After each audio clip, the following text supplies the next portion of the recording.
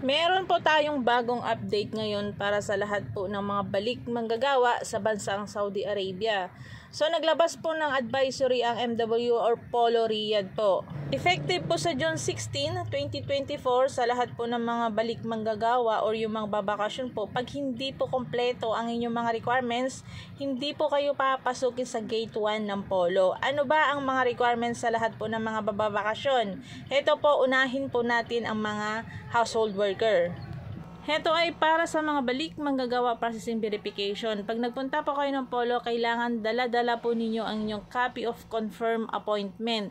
So, ibibigay ko po yung link kung saan po kayo magpapa-appointment sa Polo Riyadh. Unahin muna natin ang mga household workers. So, number 1 po is standard employment contract. Sign in all pages by the workers and employers. So, yung pangalawa po is valid passport copy of the owner. So, yung pangatlo, valid ikama copy of the workers. Yung pang-apat, valid national ID of the employer.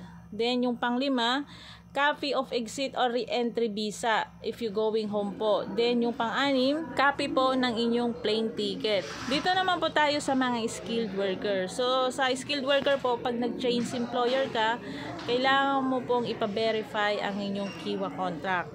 Tapos, kailangan po ng valid ikama, copy of the worker. Tapos, yung pangatlo, valid passport po, copy of the worker. So, medyo konti lang yung requirements para sa mga skilled worker. Kung nag-change employer po kayo ha. Kung hindi naman kayo nag-change employer, hindi yun na po kailangang ipa-verify ang inyong mga Kiwa contract. Ito po ay para lamang sa mga magbabakasyon po sa Pilipinas. Kung uuwi ka naman ng Pilipinas at final exit ka na, hindi mo na po kailangang ipa-verify ang iyong kontrata.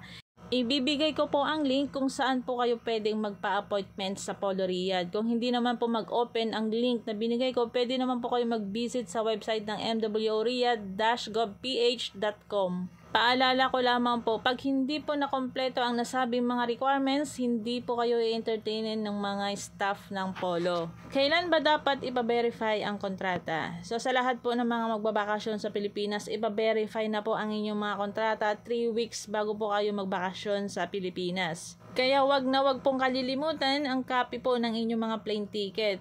Wala pong problema kung maaga po kayo magpa-verify ng inyong mga kontrata. Basta meron na po kayong plane ticket, pwede na po kayong pumunta or kumuha po ng appointment sa Polo. Para sa karagdagang kaalaman at katanungan, follow nyo lamang po ang Facebook page ng MW or Polo Riyadh. Pwede naman po mag-comment down below para masagot ko po ang inyong mga katanungan. Ako nga po pala ang inyong lingkod, Joency Fernandez po, isang OFW advocate.